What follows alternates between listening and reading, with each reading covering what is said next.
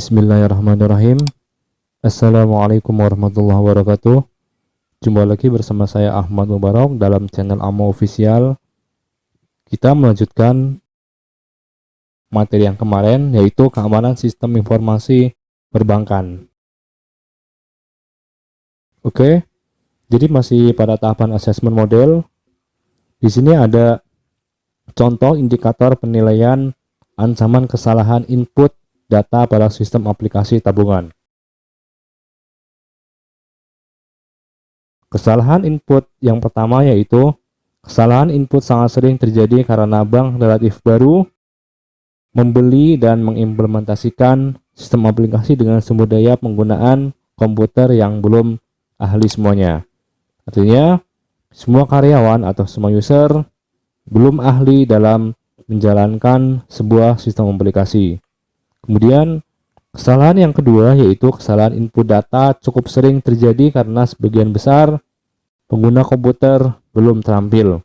Artinya, semua user atau semua karyawan belum terampil menggunakan komputer.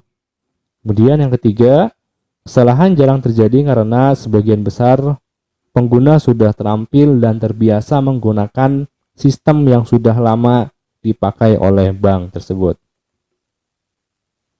Kesalahan yang keempat, yaitu tidak ada kesalahan input atau tidak pernah terjadi.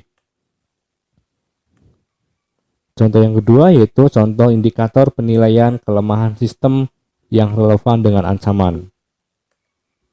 Yang pertama, sistem sangat lemah karena tidak menerapkan semua teknik pengendalian aplikasi. Kemudian, sistem cukup lemah karena sebagian besar teknik pengendalian aplikasi diterapkan. Kemudian, sistem sedikit memiliki kelemahan karena ada teknik pengendalian aplikasi yang belum diterapkan, dan sistem tidak memiliki kelemahan sama sekali karena sudah menerapkan semua teknik pengendalian aplikasi yang bisa menjamin ketepatan dan keakuratan input data.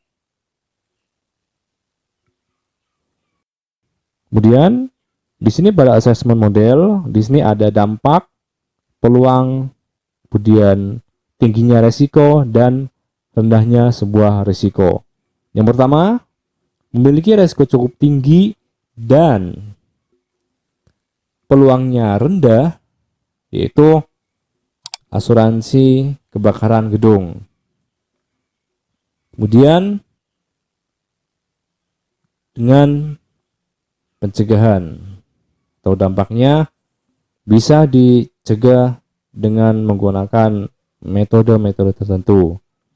Kemudian diabaikan, yaitu otorisasi transaksi yang berskala kecil, dan peluangnya itu pengendalian kesalahan data entry. Yang pertama, dari pencegahan, yaitu jika peluang dan dampak dinilai tinggi, contohnya yaitu menghindari penempatan barang-barang mudah terbakar di ruang data center. Kemudian pengendalian, yaitu jika peluang tinggi tetapi dampaknya rendah, contohnya yaitu pengendalian dalam bentuk program edit check untuk mengurangi kesalahan terhadap inputan data. Kemudian insurance atau asuransi, jika peluang rendah tapi dampaknya tinggi, contohnya adalah mengasuransikan gedung beserta isinya terhadap bahaya kebakaran atau kerusuhan. Dan abaikan atau diabaikan, yaitu jika peluang dan dampaknya dinilai rendah, contohnya adalah tidak perlu melakukan proses otorisasi bertingkat terhadap transaksi penarikan tabungan di bawah 100.000. Kemudian masih dalam proses assessment risk, di sini ada mengidentifikasi objek atau aset yang akan dilindungi, kemudian menentukan ancaman yang akan dihadapi, kemudian menetapkan peluang besarnya kejadian, kemudian menghitung besarnya dampak dan kelemahan sistem, kemudian menilai alat-alat pengamanan yang ada, dan rekomendasi, kemudian implementasi. Masih dalam tahapan assessment risk, itu memiliki proses sebagai berikut. Yang pertama, penetapan tipe dari risiko yang akan timbul. Kemudian, untuk setiap tipe risiko, ancaman, kelemahan sistem, dampak diberi skor atau skala, yaitu tinggi, cukup, rendah, atau tidak ada. Kemudian, hitung skor tersebut dengan rumus risiko sama dengan ancaman dikali kelemahan dikali dampak. Kemudian urutkan risiko berdasarkan skor. Kemudian lakukan kajian ulang dan penyesuaian jika diperlukan. Kemudian buatlah rencana audit dengan prioritas risiko. Kemudian lakukan kajian ulang rencana dan penyesuaiannya. Kemudian yang terakhir, laksanakan sebuah audit sistem informasi. Nah, untuk setiap risiko dan berbagai macam kelemahan maupun ancaman, di sini informasi dari luar. Bisa juga datang dari internal. Kemudian, untuk urutan risiko berdasarkan skor, nah di sini lakukan risiko secara terurut berdasarkan akumulasi basis pengetahuan seorang auditor.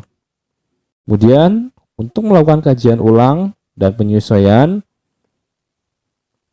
koordinasikan dengan manajemen internal. Kemudian, buat rencana audit proses. Nah, di sini lakukan rencana audit proses. Kemudian, untuk mengkaji ulang rencana dan penyesuaian, lakukan koordinasi atau hubungan dengan pihak manajemen. Nah, lakukan penyegaran proses-proses tersebut secara periodik. Nah, bagaimana dengan pemeriksaan? Di sini ada proses pemeriksaan. Yang pertama, identifikasi spesifikasi sistem dengan mengisikan misalkan formulir isian aset-aset teknologi sistem informasi yang ada. Kemudian, penilaian kompleksitas TSI hitung dengan menggunakan model pengukuran. Kemudian, penilaian risiko pra pemeriksaan, itu bagaimana kapasitas bank tersebut dan klasifikasi bank berdasarkan risiko. Kemudian, pemeriksaan around the computer, yaitu menggunakan sebuah lembar kerja dan bagaimana kelemahan dan kesalahan sebuah sistem yang dimiliki oleh bank tersebut. Kemudian, pemeriksaan through the computer itu bisa dilakukan dengan isian lembar kerja. Dan yang terakhir, pemeriksaan terhadap keuangan. Proses tersebut harus dilakukan dengan standar US. Kemudian bagaimana dengan ICT Complexity Model? Nah, di sini ICT Complexity yang dimiliki oleh bank tersebut. Bagaimana dengan sistem integrasinya atau sistem yang terintegrasi? Yang pertama di sini ada full integrasi, artinya semua sistem sudah terintegrasi secara penuh. Kemudian ada FES ditambah deposit application, kemudian ada deposit application, dan ada satu aplikasi saja. Kemudian bagaimana hubungannya antar sistem atau antar aplikasi yang dimiliki? Nah, ini bisa online yang tersentralisasi, kemudian online yang terkombinasi, kemudian online yang terdistribusi, atau offline. Kemudian bagaimana dengan platform hardware yang dimiliki? Yang pertama di sini ada mainframe, kemudian ada mini komputer, ada PC local area network, dan ada PC yang berdiri sendiri atau standalone. Kemudian bagaimana dengan komunikasi datanya? Di sini menggunakan VSAT atau last line, dial up, atau tidak ada komunikasi data sama sekali. Kemudian, bagaimana dengan target pemeriksaannya? Nah, di sini yang pertama, untuk target pemeriksaan, yang pertama adalah program aplikasi. Kemudian, bagaimana komunikasi datanya atau bagaimana pengendalian terhadap komunikasi pada program tersebut. Setelah itu, bagaimana database manajemen sistem yang ada pada program tersebut. Kemudian, sistem operasi apa yang digunakan. Kemudian, hardware dengan spesifikasi apa yang digunakan. Dan yang terakhir adalah infrastruktur yang digunakan. Kemudian setelah itu baru profile sebuah user atau seorang user. Oke, terima kasih telah menonton video kali ini. Barangkali ada yang mau ditanyakan, silahkan tuliskan pada kolom komentar. Terima kasih. Wassalam.